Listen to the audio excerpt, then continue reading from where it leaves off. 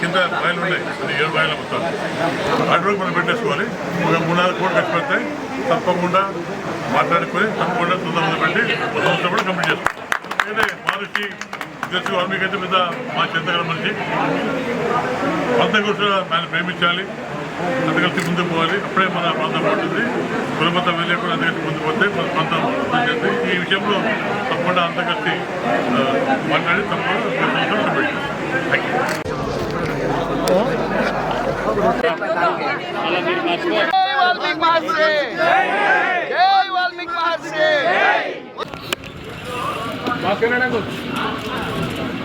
కానీ నీ కుటుంబానికి కానీ ఎప్పటికీ కూడా నువ్వు రుణపడి ఉంటామని కూడా ఈ సభాముఖంగా మేము ప్రమాణం చేసి చెప్తున్నాము. మమ్మల్ని ఎస్టీలోకి చేర్చే ఎల్లవేళగా నిన్ను మేము పల్లెకి మోసేదానికి సిద్ధంగా ఉన్నామని కూడా ఈ సభాముఖంగా మేము కోరుకొని ప్రతి వాల్మీకి బిడ్డల్ని మమ్మల్ని ఎస్టీలోకి చేస్తే రాజకీయంగా మీకు అండదండలుగా ఉండి మేము పోరాటం చేసి మీకు అండగా నిలబడుకుంటామని కూడా ఈ సభాముఖంగా నీకు కానీ చంద్రబాబు నాయుడు కానీ మేము ఎప్పుడు రుణపడి ఉన్నప్పటి నుంచి మాకు ఎంతో అనుబంధంగా మా గవర్నమెంట్ జనరల్ హాస్పిటల్కు ఎంతో సహాయం చేసిన సూర్యప్రకాష్ రెడ్డి గారికి కూడా నా తల వంచి నమస్కారం చేస్తున్నాను.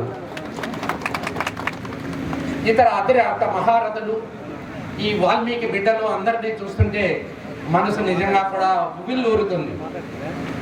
మనము అందరూ ఐక్యమత్యంగా ఉంటే మనం మాట్లాడాలనేది ఎందుకంటే పక్కన ఉన్న కర్ణాటక రాష్ట్రంలోనూ షెడ్యూల్ ట్రైబ్ గా ఉన్నాము, ఏజెన్సీ ట్రాక్ లో కూడా షెడ్యూల్ ట్రైబ్ గా ఉన్నాము. కొన్ని ప్రాంతాల మైదాన ప్రాంతాల్లో మాత్రమే మనకు ఈ బీసీగా కొన్ని కారణాల వల్ల వచ్చింది. కానీ ఇంతకు ముందు కూడా మనకి షెడ్యూల్ ట్రైబ్ గానే ఉండింది. మాకు కొత్తగా ఇచ్చింది ఏమీ లేదు. కొద్దిగా సభను ఉద్దేశించి మన ప్రియతమ నాయకులు ఈ ప్రోగ్రాం జరగడానికి ముఖ్య కారకులు, మనకు అన్ని విధాలుగా సహాయ సహకారాలు అందించి ఈ ప్రోగ్రాం ని విజయవంతం చేయడానికి సహకరించినటువంటి మన పెద్దలు, మన శాసనసభ్యులైనటువంటి మన ప్రియతమ నాయకుడు కోట జయశ్రీ ప్రకాష్ రెడ్డి గారిని ఈ సభను ఉద్దేశించి ప్రసంగించవలసిందిగా కోరుతున్నాం. గుర్తించి కాబట్టి ఆ రోజు ఆ కార్యక్రమం చేపట్టారు. అయినా మీ సమస్య ఉన్నాయి. విజయభాస్కర్ ముఖ్యమంత్రి అయినాక మొట్టమొదటిగా బీసీలని, మీ బోయాలని, వాల్మీకుల్ని అందరూ కూడా ఇష్యూ చేర్చని రిజల్ట్ పాస్ చేసి అది పెండింగ్ ఉంది. తప్పకుండా మీ అందరి కోరిక ప్రకారం తప్పకుండా మనంతా కృషి చేసి తప్పకుండా మిమ్మల్ని ఇష్యూ చేసే ప్రకారం మీ తరఫు చేస్తామని చెప్పి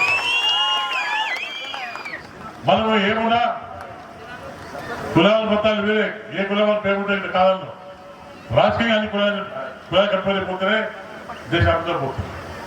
ఏ కులానికి సమాజంలో అంతా అండగా ఉంటారు. ఏ కులం అన్యాయం చేస్తే ఎమ్మెల్యేగా అండగా ఉంటారు. తప్పకుండా మీ కష్టాలు పాల్పంచుకొని మీ కులాన్ని పైకి ప్రయత్నం చేస్తాను. ఇందులో ఎటువంటి ఉద్దేశం లేదు. మాకు ఎటువంటి కుల పిచ్చం లేదు. మా కావాల్సిన ప్రాంతం పోవాలి, అన్ని కులాలు బాగుండాలి, అంత సస్యాలు ఉండే గుడ్డలు కాదు. తప్పకుండా ఏ కులం ఏం చేసినా మేము అండకుంటాం. తప్పకుండా కులం కాపాడుకుందాం. కులం కావాల్సిన సదుపాయాలు కూడా చేస్తున్నాం, మేము చేస్తున్నాం. ఏ సమస్య కానీ నాతో రండి. ఇది ముఖ్యంగా మీ వాల్మీకి సమస్య. వాల్మీకి మాలే పెద్ద చరిత్ర ఉంది, రామాయణ నుండి కూడా చరిత్ర ఉంది. కాబట్టి ఇప్పుడు వెళ్ళకి వస్తారు. మొత్తం సీల్ చెప్పాడు. ఈ గోల్లో ఇంకా 6 కోట్లు కొనిపెట్టాలి. కిందికి పోయి చెప్పడం జరిగింది. తప్పకుండా పిలిపించి ఎక్స్ప్లెయిన్ చేయించి పత్రంలో ముఖ్యమంత్రితో మాట్లాడి తప్పకుండా ఈ వాల్మీకి సంబంధించిన కార్యక్రమం పూర్తి చేసుకొని తొందరలోనే కింద 7 బాయిలట చెప్పారు. కింద 7 బాయిలట పెట్టాలి.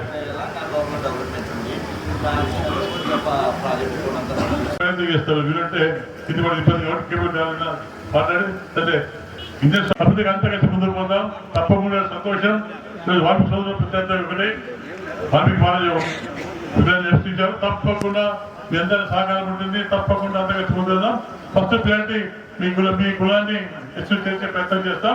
తప్పకుండా నా సహకారం కూడా అందరూ గట్టిగా సపోర్ట్లు కొట్టాలి. మరి ఎస్టీ కోసం సార్ ఇంత వాగ్దానం ఇస్తుంటే మనందరం చప్పకుంటే ఎట్లా? చప్పట్లు గట్టిగా కొట్టండి. ఇది నా వార్త కాదు, విజయభాస్కర్ వార్త. ఇది నా వార్త, విజయభాస్కర్ అర్థం. విజయభాస్కర్ ఆల్రెడీ పంపించాడు. మిమ్మల్ని ఎస్యూ చేసేది పెండింగ్ ఉంది. తప్పకుండా ఆయన ఆత్మశాంతి కారణం తప్పకుండా ఇష్యూ చేసి మా అవసరం అందరూ చెప్పండి తప్పకుండా మళ్ళీ తర్వాత ఎలక్షన్ మన అసెంబ్లీ ముందు అందరితో మాట్లాడి మీ వాల్మీకి ప్రజలతో మాట్లాడి తప్పకుండా ప్రయత్నం చేస్తాం. మీ వాల్మీకి ఆశ్రమం వల్ల తప్పకుండా సక్సెస్ అని నాకు నమ్మకం ఉంది. తప్పకుండా తొందరలోనే మిమ్మల్ని డిస్కస్ చేస్తున్నాం. తప్పకుండా సహకారం ఉంటుంది. అందరూ భయపడే పని లేదు. తప్పకుండా మీకు అండగా ఉంటారు. మీకు మీ పునరుద్ధి కూడా చేస్తాం. పెద్ద కేసు మనం చేసుకుంటాం. ఈరోజు ఈ పోయిన పనుల్లో ఈ పెద్ద ఎత్తున వాల్మీకి విధాన్ని వచ్చిన కొత్తగా సోదరికి స్టేజ్ నుంచి ఆయన ఇచ్చిన మాటకు హామీకి మేమందరం కూడా మీకు సదా ఇప్పుడు రుణపడి ఉంటామని మరి మీ తండ్రి గారు పెద్దలు కోట్ల విజయభాస్కర్ రెడ్డి గారు కూడా అసెంబ్లీలో ఆ రోజే మరి కేంద్ర ప్రభుత్వానికి ಆ ಭಗವಂತನೇ ಆ ನಾಮಸ್ಮರಣ చేసిన కారణం వల్ల ತನ್ನ ಬದುಕನ್ನ ಸಾರ್ಥಕ ಮಾಡಿಕೊಂಡಿರ್ತಕ್ಕಂಥ ಮಹಾನ್ ತಪಸ್ವಿ ಆದಿಕವಿ ಮಹರ್ಷಿ ವಾಲ್ಮೀಕಿ ಅವರು తన జీవితాన్ని ఉద్ధారం చేసుకున్నటువంటి మహానుభావుడు వాల్మీకి మహర్షి.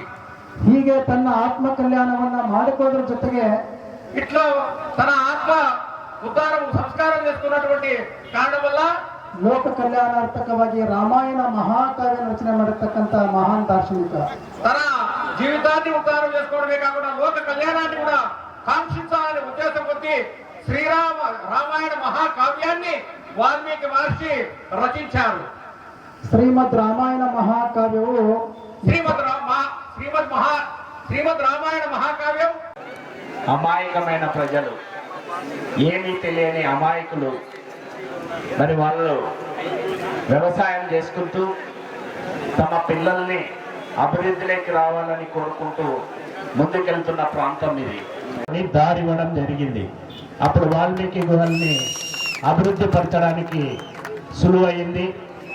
మరి ఈ వాల్మీకి గుహల్ని కనుక్కున్న పెద్దలు కూడా మరి బోయవల్లపల్లె గ్రామస్తులే.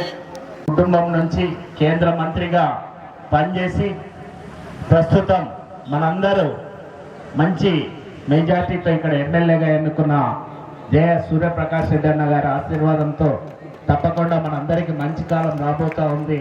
ఖచ్చితంగా ఇవి డెవలప్ అవుతాయనేది ఆశిద్దాం. దీనికి మరి పెద్ద ఆయన మరి ఒక మహర్షి రూపంలో ఇప్పుడు మనకందరికి, అప్పుడు వాల్మీకి మహర్షి ఉంటే ఇప్పుడు ఆయన రూపంలో ఇక్కడికి మన ప్రాంతానికి ఇచ్చేశాడు ప్రసన్నాంజనేయ స్వామి. మరి ఆయన ఆశీస్సులతో ఈ ప్రాంతంలో ఆయన అడుగు పెట్టాడు. ఖచ్చితంగా ఈ ప్రాంతం నేను చెప్తా ఉన్న 5 ఏళ్ల కిందటనే చెప్పడం జరిగింది. ప్యాపిలి మండలానికి ఇది ఒక మంచి అసెట్ కాబోతా ఉంది, మంచి పర్యాటక అభివృద్ధి కేంద్రం కాబోతా ఉందని ఆ రోజే చెప్పాను. ఈ రోజు అది నిరూపణ అవబోతా ఉంది. ఖచ్చితంగా ఇది మన ప్యాపిలి మండలానికే ఒక మంచి, మన భూములకు కానీ మన ఆస్తులకు కానీ ఒక మంచి విలువ తెచ్చే పర్యాటక ప్రాంతంగా ఖచ్చితంగా తీర్చిదిద్దడానికి మన జాతీయ తెలుగుదేశం పార్టీ అధ్యక్షులు ప్రస్తుత సీఎం చంద్రబాబు నాయుడు గారి దృష్టికి పెద్ద ఆయన తప్పకుండా తీసుకెళ్తాడు. ఖచ్చితంగా ఈ ప్రాంతం యొక్క అభివృద్ధి మన అభివృద్ధిగా మనమంతా ప్యాపిలి మండలం అంటే పూర్తిగా వెనకబడిన ప్రాంతం. మనకేమి మరి అభివృద్ధి కావడానికి వనరులు లేవు. ఇది ఒక మంచి వనరులుగా అభివృద్ధి పడడానికి తప్పక ఉపయోగపడుతుందని నేను భావిస్తా ఉన్నాను. ఇక్కడ డోన్ నియోజకవర్గంలో మరి దాదాపు 40-50 వేల మంది వాల్మీకులం, 40-50 వేల మంది కురువ యాదవులం, మిగతా బీసీ బిడ్డలం 40-50 వేల మంది ఉన్నాం. మనం అందరి కోరిక ఒక్కటే, బీసీలకి మంచి జరగాలనేదే మన ఎమ్మెల్యే గారికి విన్నది. శాసనసభ్యులు సుదీర్ఘ రాజకీయ అనుభవంలో ఎన్నో ఉన్నత శిఖరాలను నిర్వహించిన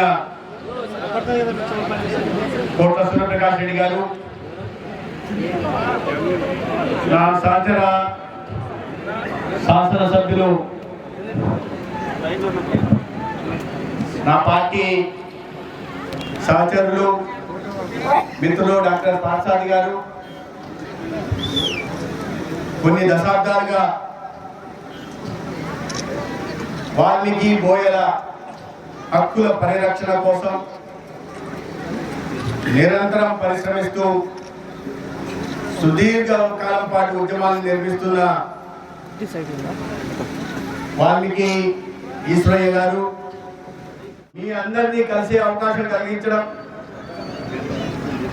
ఇటీవల కొన్నాళ్ళ క్రితం ధర్మంలో ఈశ్వరయ్య గారు రామచంద్రయ్య గారు కలిసినప్పుడు యూరోపియన్ కంట్రీస్ పోతుంటాం సార్. సూర్యప్రకాష్ రెడ్డి గారు, మీ నియోజకవర్గం ఇంత అందంగా ఉంది, మీకు అవకాశం ఉంటే చెప్పండి, నియోజకవర్గాలు మార్చుకుందాం. మీ ధర్మవరం ఏదో విదేశాలకు పోయి చూసిన ఏదో ఊటీకో కొడైకెనాల్కో ఆ పోతున్నప్పుడు ఇంత అందంగా కొండల మధ్య పచ్చటి పొలాలు ఇంత స్వచ్ఛంగా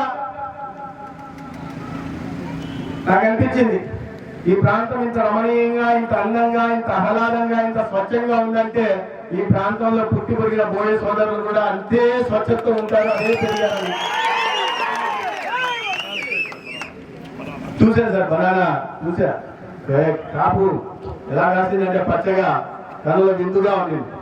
అవన్నీ చెప్తున్నారు సూర్యప్రకాష్ రెడ్డి గారు, కానీ నేను ఇచ్చిన ఆఫర్ సార్ కాన్ఫిడెన్స్ మార్చుకున్నాడు ఒప్పుకోసం ఆఫర్ చెప్పట్లా. అంటే అక్కడ చూడండి పక్క నుంచి కాన్స్టిట్యూన్స్ ఒకటి మార్చుకుంటే సరిపోదు, మినిస్ట్రీ కూడా ఇవ్వాలంట. ఎవరు సార్ ఆఫర్ ఇచ్చింది? లాయర్ కదా, లాయర్ కుర్రా లాయర్ తెలివితేటలు చూపిస్తున్నారు సార్. నేను కాన్స్టిట్యూన్సీ మార్చుకోవడం వరకే చెప్పాను, కానీ రాక ఒక్కసారి నాకు మంత్రి పదవి వచ్చింది. అందులో భారతీయ జనతా పార్టీ 8 మందిలో నాకన్నా సీనియర్లు, నాకన్నా అర్హత కలిగిన వాళ్ళు ఉన్నప్పటికీ నాకు వచ్చింది. ఒకసారి కొన్నాళ్ళు చేంజ్ అయింది సార్. నేను ఇప్పుడు ధర్మం నియోజకవర్గాన్ని మార్చుకునేదాన్ని వెనక్కి తీసుకుంటా. అటువంటి మనల్ని ఎస్సీగా పరిగణిస్తా ఉంటే తర్వాత అనేక కారణాల వల్ల ఆ ఎస్టీ కేటగిరీ కూడా స్టేటస్ తీసేసి బోయలు బీసీలకు చేర్చారు. బోయలు అంటే మైదాన ప్రాంతాల్లో అప్పుడు నేను ఒకే ఒక్క నమ్మకంతో ఉన్నా. నన్ను కూటమి అభ్యర్థిగా చెప్పినప్పుడు ఈశ్వరయ్య గారు, రామచంద్రయ్య గారు ఫోన్ వచ్చాయి. రామచంద్ర గారు వేరే పార్టీలో ఉన్నప్పటికీ కూడా వ్యక్తిగతంగా మా ఇద్దరికి సత్సంబంధాలు ఉన్న నేపథ్యంలో వీళ్ళ ఫోన్లు వచ్చాయి. మీరు రండి ధర్మవరంకి, మా పోయే సోదరులు ఉన్నారు, మేము మిమ్మల్ని గెలిపించుకొని తీర్థమని వాళ్ళు ఆ రోజు మాటిచ్చారు. దానికి అనుగుణంగా నియోజకవర్గంలో పెద్ద సంఖ్యలో ఉంటున్న వాళ్ళకి పోయే సోదరులందరూ కూడా నన్ను ఆశీర్వదించి ధర్మవరం నియోజకవర్గం నుంచి శాసనసభ్యులుగా ఎన్నికయ్యేలాగా ఆశీర్వదించారు.